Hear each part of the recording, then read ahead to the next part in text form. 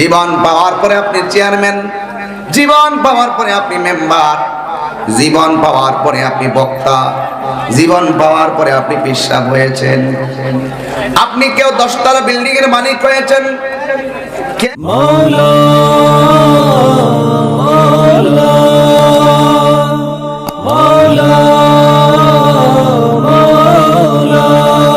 পেশাব হয়েছেন, আপনি কেউ 10 তলা বিল্ডিং এর মালিক হয়েছেন, কেউ আবার টিনের ঘরের মালিক, কেউ আবার মাটির ঘরের মালিক। কিন্তু আমার আল্লাহ বলেন, আমি আল্লাহ সব দিলাম, আবার সব কায়রা নিমু, সব পজিশন আমি আল্লাহ একটা থাবার মাধ্যমে শেষ করে দিব। ওই থাবার নাম হলো মরণ।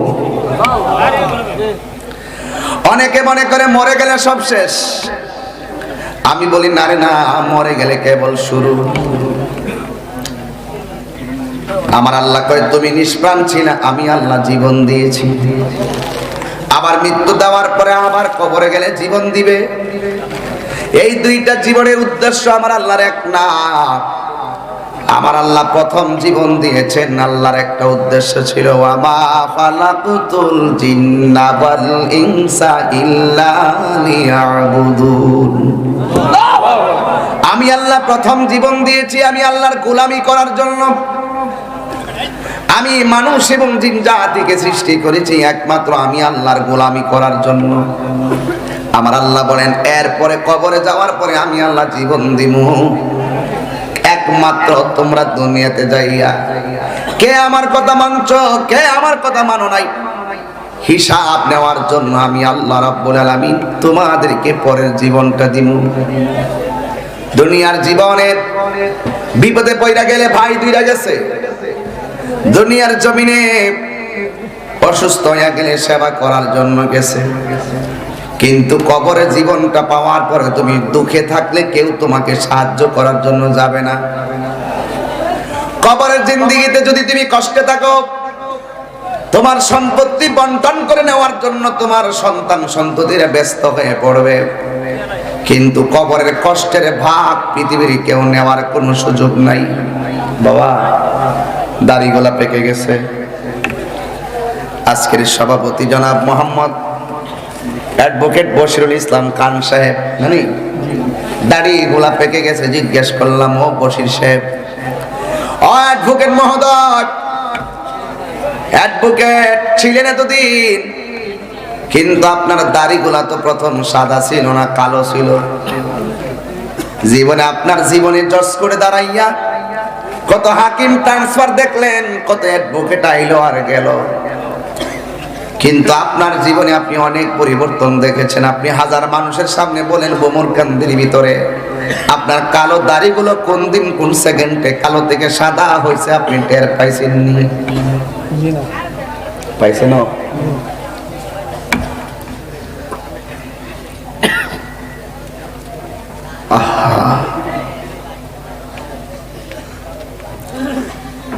শরীরের চামড়াগুলো ডিল হয়ে গেল, মাথা আর চুলগুলো কালো হয়ে গেল। আমি এখন প্রশ্ন করি অ্যাডভোকেট সাহেবকে, আগের মতো চোখে দেখেননি? তিনি বলবে, হুজুর আগের মতো চোখে দেখি না। কোন দিন থেকে চোখের পাওয়ার কমতেছে আপনি টের পাইছেননি? তিনি বলেন, না পাই নাই। আগের মতো বস্তাটা মাথায় তুলতে পারেননি? তিনি বলবে, হুজুর লজ্জা দিয়েন না, আসলেই পারি না। আগের মতো দূর দিতে পারেননি? তিনি বলবে, হুজুর আমি দূর দিতে পারি না। আপনার শরীরের পরিবর্তনগুলো কোন দিন কোন সেকেন্ডে কোন মুহূর্তে হয়েছে আপনি টের পাইছেননি? তিনি বলবেন, আমি পাই নাই। এই জন্যই আমি মাঝে মাঝে বলি, আগের মতো চোখে আমি দেখি না তেমন, চোখ জানি হইয়া গেছে কেমনের কেমন। কেউ বোঝে না চোখে আমার কি হয়েছে, আমি বলি আমার মরার চিঠি এসেছে। আল্লাহ আগের মতো গায়ে শক্তি পাই না তেমন, শরীর জানে হইয়া গেছে কেমনের কেমন। কেউ বোঝে না পরিবর্তন কখন হয়েছে, আমি বলি আমার মরার চিঠি এসেছে। কারো বউ বলেছে বায়ু চড়াই পাক ধরেছে চুলের গোড়াই গো, কারণ কেউ বোঝে না কোন কারণে চুল পেকেছে। আমি বলি আমার মরার চিঠি এসেছে।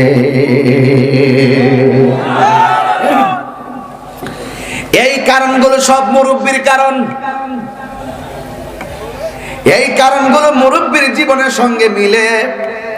তুমি যুবক মনে করো না তোমার সঙ্গে মিলে নাই বলে তুমি বেঁচে থাকবে, না রে না। ওই দিন দেখলাম লন্ডন এক্সপ্রেস আর অ্যানাবাস সিলেট থেকে আসার পথে রশিদপুর এলাকা মুখোমুখি হয়েছে। এইভাবে সবাই কিন্তু রওনা দিছে যার যার গন্তব্যস্থানে যাবে, কিন্তু অ্যাক্সিডেন্টে দেখা গেল সাথে সাথে 11 জন মানুষ মারা গেছে। তুমি যুবক মনে করো না গো,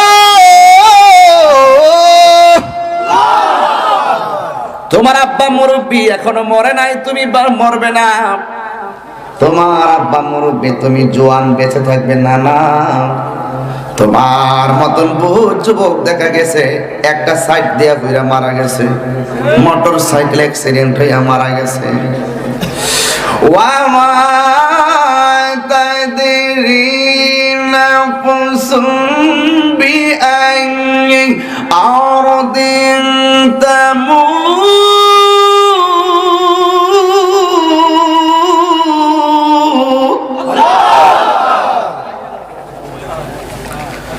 তুমি তো জানো না কোন জায়গায় তুমি কোন সময় কিভাবে মারা যাবে।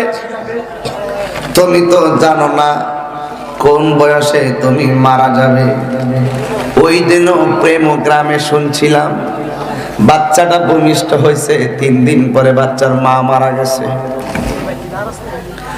অথচ 10 মাস 10 দিন মহিলাটা সন্তানটাকে দেখবে কত আশা করছিল,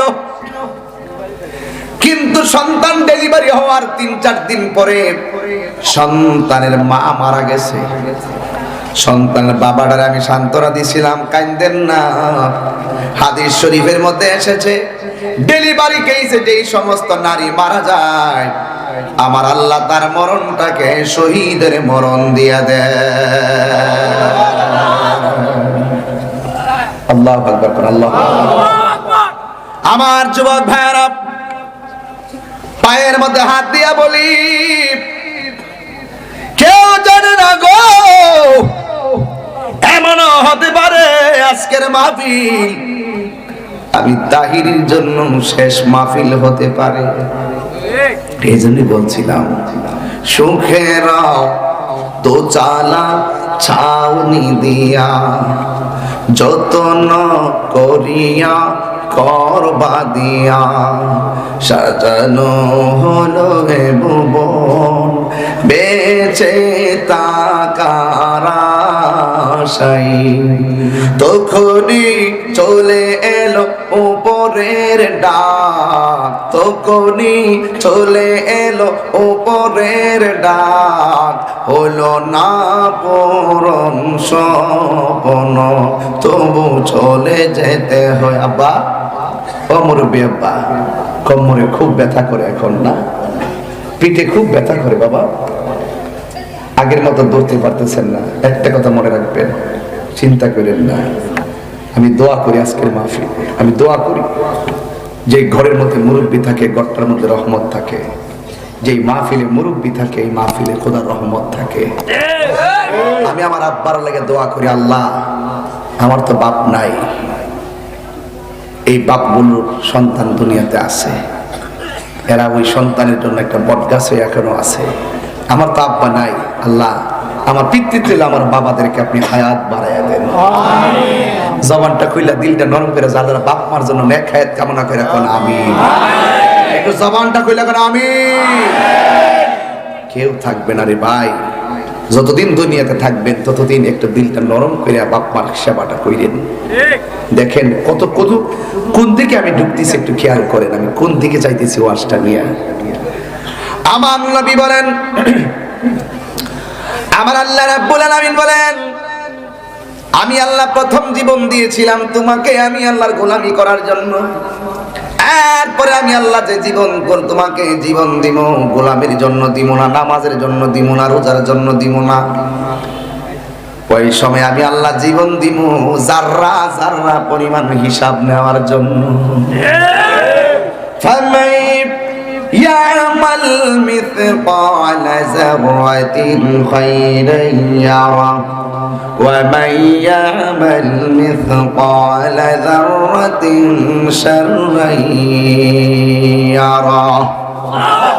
জবানটা ছেড়ে বলো আল্লাহু আকবার। এই আমার বাবারা, পায়ের মধ্যে হাত দিয়া বলি জীবন অনেক অল্প। তুমি মনে করো না এখন আমার জোয়ানি, মরণ কিন্তু জোয়ান বুড়া মানে না। এই জন্য আমার নবী বলে কবরের আযাব বড় ভয়ঙ্কর আযাব। রাস্তা হলো দুইটা, জবানটা খুলে বড় রাস্তা কয়টা? এক নম্বর রাস্তা হলো ভালো রাস্তা, আরেকটা রাস্তা হলো মন্দ রাস্তা। ভালো পথে যদি আপনি থাকেন, ভ্রমর কান্দি ঘরের ভিতরে আজরাইল আসবে, আসবে না? কি আজরাইল কি ভ্রমর কান্দি চিনে না? কথা কন না, চিনে না? আপনার চোখের সামনে গল্প করতো, আড্ডা মারতো, এমন বহুত লোক চলে গেছে, আছে না ভাই? সব আছে এ বন্ধুরে, সব আছে। বাড়ির জায়গায় বাড়ি, এই এই ফোলা, এই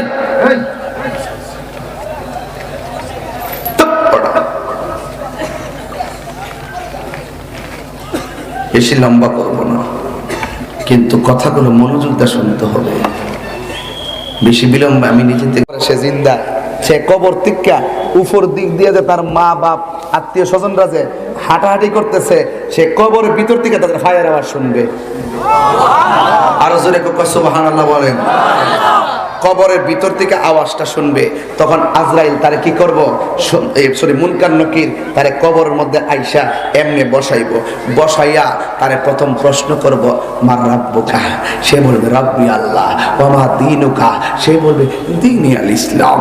ওয়া মা কুনতা তাকুলু ফি হক্কি হাযার রাজুল, সে বলবে হুয়া নবিয়ুনা, তিনি আমাদের নবী, যিনি আমার জান, যিনি আমার ঈমান, রাহমাতুল লিল আলামিন। ওনার কথাই আমরা আল্লাহকে চিনেছি, ওনাকে আমরা জানের চাইতে বেশি মহব্বত করেছি। আল্লাহ বলবেন এ ফেরেশতারা, আমার প্রেমিক ইন্টারভিউ পাস করেছে, এটা কাজ করো, একটা মাত্র কাফনে কেমন করে কবরে থাকবে চিরদিন, আমার জান্নাত থেকে একটা বিছানা নিয়ে আসো। ইমানদারকে কবরের নিচে বিছানাটা বিছাইয়া দাও, ইমানদারকে বিছাইয়া দেওয়া হবে সেই গালিচা। আমার প্রেমিকটা কিভাবে আলো বাতাস ছাড়া কবরে থাকবে, একটা কাজ করো, দুনিয়ার আলো বাতাস না, জান্নাত থেকে একটা রাস্তা করে দাও, যেন জান্নাতের হাওয়া তার কবরে আসতে পারে। এ ফেরেশতা, আর একটা কাজ করো, তাকে সুন্দর করে শোয়া দাও। ইমানদার এইভাবে শুয়া যাবে, শুয়া তখন কি করবে জানেন, এইভাবে ডান কাত হবে, ডান কাত হয়ে দেখবে একটা সুন্দর নূরের আলো দেখা যায়। ইমানদার বলবে তুমি কে, আমার কবরে আলো হয়ে এসেছো? তখন আলো বলবে তুমি কি আমাকে চিনো না, আমি হলাম তোমার দুনিয়ার নেক আমল।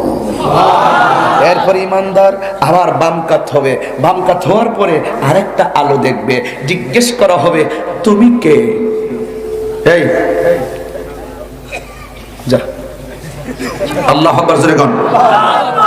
এই ইমানদার, ইমানদার দেখবে আরেকটা আলো দেখা যায়, তখন জিজ্ঞেস করবে তুমি কে? আজকের মাহফিলে কি মহিলা আসছে?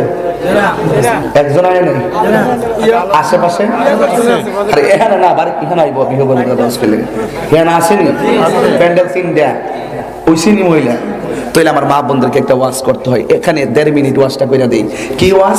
আমার মা বোনরা দেখবেন সুকেশটারে খুব সুন্দর করে সাজা, ক্লাস এক এক সময় এক একটা ভার্সন, যেমন R15 ভার্সন 3, কয়েকদিন চলছে পালসার, এরপরে হাং, অ্যাপাচি, এরপরে R15 ভার্সন 3, এক এক সময় এক একটা মোটরসাইকেল না হইলে যুবকের ভাল লাগে না।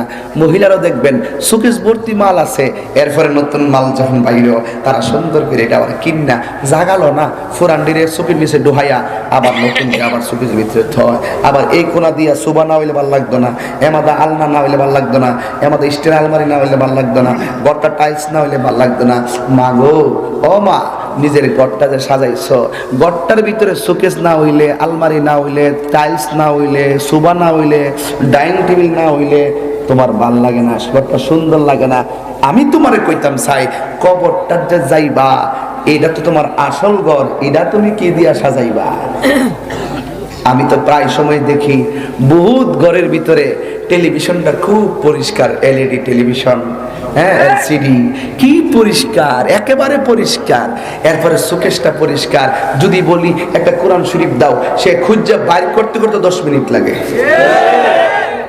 অথচ আল্লাহ বলেন ইমানদার ঘরের কবরে গেলে ইমানদারের বাম পাশে দেখবে একটা নূরের লাইট এমন ভাবে জ্বলতেছে, জিজ্ঞেস করবে তুমি কেডা? তা আমার চিনো না, আমি হইলাম দুনিয়ার কোরআন তেলাওয়াত। ঠিক কিনা বলেন? এই কোরআন তেলাওয়াত দরকার আছে না নাই? তো ইমানদারের কবরের ভিতরে কি করবে? ঘুমায়া যাবে। ইমানদার কবরের ভিতরে কি হবে? ঘুমায় যাবে। ইমানদারের 3টা গুণ, জোরে বলেন কয়টা গুণ?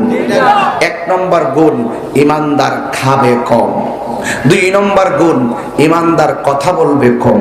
3 নম্বর গুণ, ইমানদার ঘুমাইবে কম। আর আমরা দেশের মধ্যে ঘুম বেশি, খাওন বেশি, কথাও বেশি, আর সব কথার আড্ডা হইল দোকানে। তাহিরে আইসিন খিতা কইয়া গেছে, না কইয়া গেছে, একদল আছে এমন। আবার আইবার আগে নাচুন না ডাইতাছে, গান গাউন না ডাইতাছে, আবার এরাও কিন্তু বয়া বয়া ওয়াজ শুনতাছে, আছে না নাই? বলে আমার নবী বলেন সবচাইতে ভয়ঙ্কর শাস্তি হবে চুগলখোরের। নবী আমার কবরের উপর দিয়ে হাঁটতেছেন, বাবা নবী দেখতেছেন 2টা কবরের মধ্যে আযাব হচ্ছে। 2টা খেজুর ডালাইন না 2টা কবরের মধ্যে গাইরা দিছে। নবীকে জিজ্ঞেস করে, এ রাসূল আপনি কেন এইভাবে ডালগুলো গেড়ে দিলেন? রাসূল বলেন আমি দেখতেছি কবরের ভিতরে আযাব হচ্ছে। নবী হলো কবরের উপরে, আযাব হয় কবরের। দেখার ক্ষমতা দিছে কে? আল্লাহ। নবীকে প্রশ্ন করে, নবী গো ডালগুলো কেন লাগাইছেন? ডালগুলা লাগাইছি, ডালগুলা যতদিন পর্যন্ত কাঁচা থাকবে ততদিন পর্যন্ত এই কবরের আযাব হালকা করে দিবে কে? ও বন্ধুরে, এবার আমার নবী, আপনার নবী বলেন, এ সাহাবায়ে কেরাম, কবরের ভিতরে 3টা আযাব বড় ভয়ঙ্কর।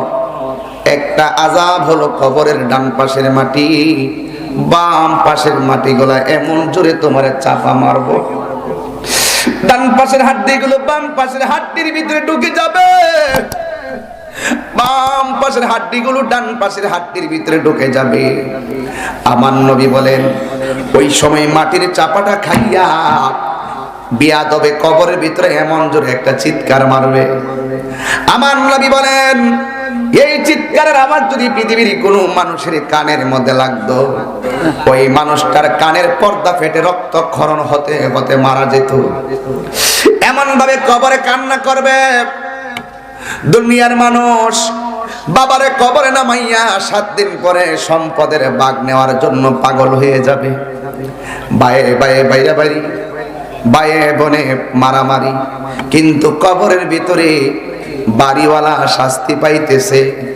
বাড়িওয়ালার জমিন ভাগ করার জন্য সন্তান পাগল, কিন্তু বাড়িওয়ালা কবরের ভিতরে শাস্তিতে আছে। এই কষ্টের ভাগ পৃথিবীর কেউ নিবে না। এই জন্য আমি প্রায় সময় বলি, ব্যাংকের ভিতরে সুদের টাকা রাখবেন না, সুদের টাকা রাখবেন না। অনেক মানুষের সুদ খায়, কিন্তু সুদের টাকা যদি আপনি বানায় যান 10 লাখ, আপনি মারা যাওয়ার পরে কবরে জুতার বাড়ি আপনি খাবেন, আপনার সন্তান টাকা তুইলা তুইলা মাস্তানি করবে, জুতার বাড়ি খাবেন আপনি। এই জন্য হারাম খাবেন না, হারামের মধ্যে আরাম নাই। আমার নবী আপনার নবী বলেন 2 নম্বর শাস্তি হলো এই কবরের ভিতরে আমার আল্লাহ একটা ফেরেশতা পাঠাইবো। এই ফেরেশতাটা অন্ধ থাকবে, চোখ দিয়ে দেখবে না, কান দিয়ে শুনবে না। এই ফেরেশতারা কবরের ভিতরে শাস্তি দিবে, এমন ভাবে হাতুড়ি দিয়া পিটানি দিবে, 70 গজ মাটির নিচে নিয়ে ঢুকাইয়া দিবে, তার মরণ হবে না। কবরের মানুষটা আল্লাহর ডাক দিয়া কইবে, আল্লাহ গো,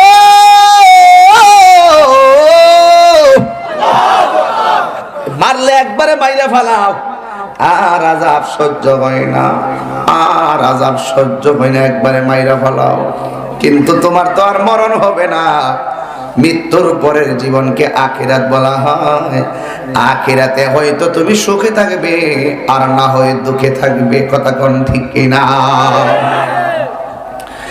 এই জন্য আমার আব্বারা এবার বেঈমানকে কবরে হাতুড়ি দিয়ে পিটুনি দিবে, কিন্তু তার কান্নার আওয়াজ শুনবে না। এক ছেলে বাবার কবরের অতিরিক্ত মাটি দিয়ে একটা মাটির কলস বানাইছে। স্মৃতি স্মৃতি কি? বাবার কবরের মাটি দিয়ে কলস বানাইছে, আর মনে মনে ভাবছে এই বাবার কলসটারে আমি স্মৃতি হিসেবে রেখে পানি পান করব।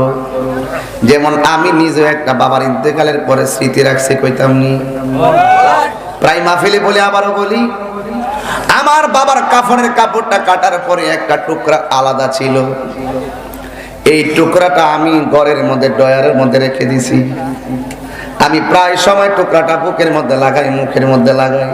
এই কাফনের কাপড়টা দিয়ে তো আমার আব্বারে কবরে শোয়াই দিয়ে এলাম, বাকি অংশটা আমি দেখতেছি, কিন্তু আমার আব্বার কাফন তো আমি দেখি না, আমার আব্বারে তো আমি দেখি না। জীবনে কত মানুষ দেখেছি, কিন্তু আমার আব্বার মতো লাগে না। এই জন্য যুবক ভাইরা আমার, বেশি লম্বা চূড়া নয়, 10-12 মিনিট সময় দেন, ধৈর্যচ্যুত করব না, আর ধৈর্যচ্যুত করে ওয়াজ আমি করি না। তবে আমি মূল কথা বলি। এবার বাবার কবরে অতিরিক্ত মাটি দিয়ে একটা কলস বানাইছে। আমাদের দেশে মাটির কলস আছে না ভাই? দেখবেন আমার মাথা ছেড়ে যে দই বানা, দইয়ের মধ্যে মাটির পাতিল কিছু ব্যবহার করে।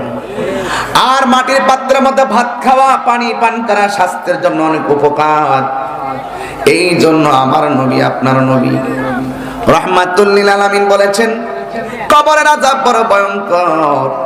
এবার সন্তানগুলো বাবার কবরের মাটি দিয়ে কলস বানাইয়া রাতের বেলা পানি দিয়ে কলসটার মধ্যে রেখে দিলেন। দিনের বেলা ঠান্ডা পানি তারা পান করবে। যখন দিনের বেলা হলো, ওই মুহূর্তে রাতের পানিগুলা দিনের বেলা গরমে আগুনের মতন গরম হয়ে গেছে। এরা মনে করছে কি ব্যাপার, কলসের পানি তো গরম হতে পারে না, আবার আগুনের মতো গরম, কারণটা কি?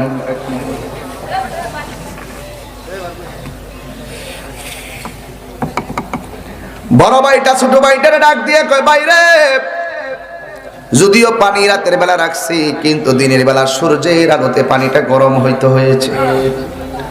তাইলে একটা কাজ করো, দিনের বেলা পানি রাখি, দেখবো রাতের বেলা গরম হয় কিনা। এবার দিনের বেলা পানি রাখছে, রাতের বেলা তার চাইতে আরো দ্বিগুণ গরম হয়ে গেছে। সন্তানগুলা বড় চিন্তায় পড়ে গেল, কারণটা কি? চলে গেলেন আল্লাহর বন্ধুর দরবারে, যাইয়া ডাক দিয়ে গে, ও আল্লাহর বন্ধু, আমরা পানি রাখছিলাম ঠান্ডা হওয়ার জন্য, কিন্তু পানিগুলা শুধুমাত্র গরম হয়ে যায়, কারণ কি? আল্লাহর বন্ধু জানার ক্ষমতা আছে না? আল্লাহর বন্ধু ডাক দিয়া বলেন, সন্তানের দল, তোমরা মনে করছো সূর্যের আলোর কারণে পানিটা গরম হয় না? তোমার আব্বারে যে জায়গায় শোয়া দিয়েছো, ওই কবরের ভিতরে তোমার আব্বার আযাব হইতেছে। এই আযাবের একটা প্রতিফলন কলসের, মাটির কলসের মধ্যে আসছে, মাটির মধ্যে দিয়া হইয়া তোমাদেরকে বুঝাইতেছে আমার আল্লাহর ধরা অনেক শক্ত। এই জন্য যুবক ভাইরা আমার, চুগলখুরির কথা বলছিলাম। নবীরে প্রশ্ন করে, নবী গো, 2টা কবরে কেন আযাব হইতেছে? আমার নবী বলেন প্রথম কবরে আযাব হইতেছে, এই কবরের মানুষটা প্রস্রাব করে পানি নিত না। 2 নম্বর কবরে আযাব হচ্ছে, এই কবরের মানুষটা চুগলখড়ি করত। চুগলখড় সমাজের মধ্যে অভিশপ্ত সন্তান। এই সমাজের যত কূটনৈতিক দ্বন্দ্ব লাগে সব চুগলখড় আর মুনাফিকদের কারণে। কথা বলেন ঠিক কিনা? ইন্নাল মুনাফিকিনা ফি দারকিল আসফালি মিনান নার।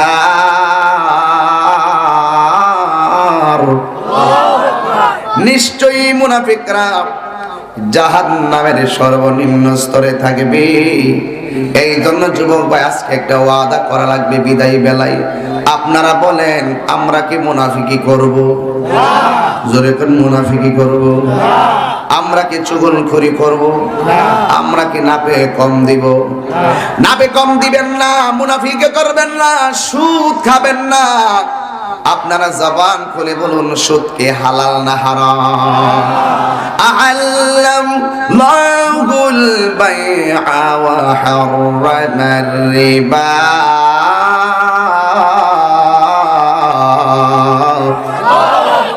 আল্লাহ রাব্বুল আলামিন ব্যবসাকে হালাল করে দিয়েছেন, সুদকে আমার আল্লাহ হারাম করে দিয়েছেন।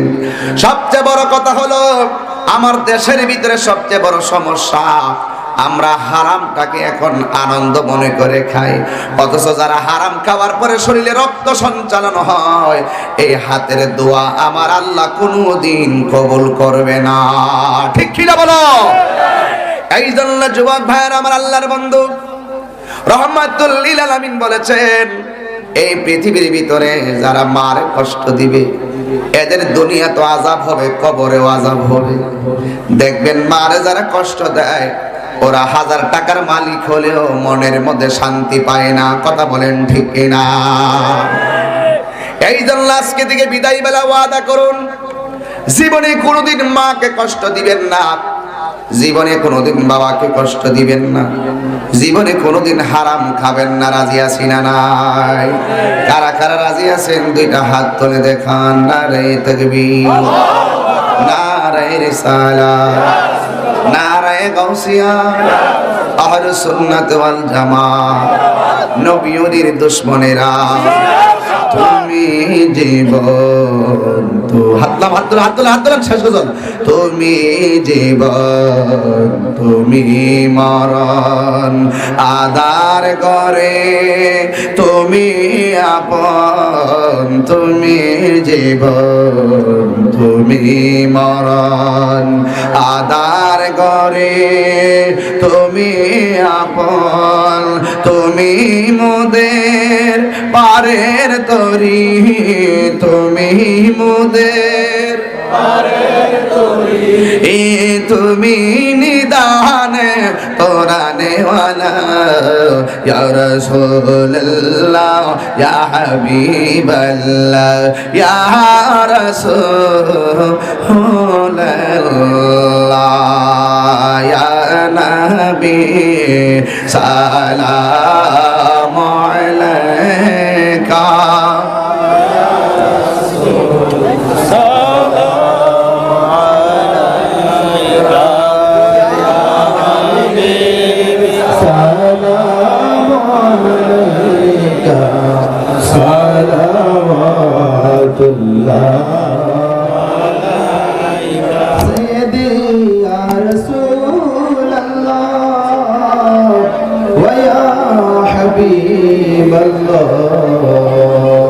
নবী মরণে হইব একা, কবরে থাকিব একা, হাসরে উঠিব একা। নবী সেথায় চাই আপনারি দেখা, ইয়া নবী সালামু আলাইকা, ইয়া রাসূল সালামু আলাইকা।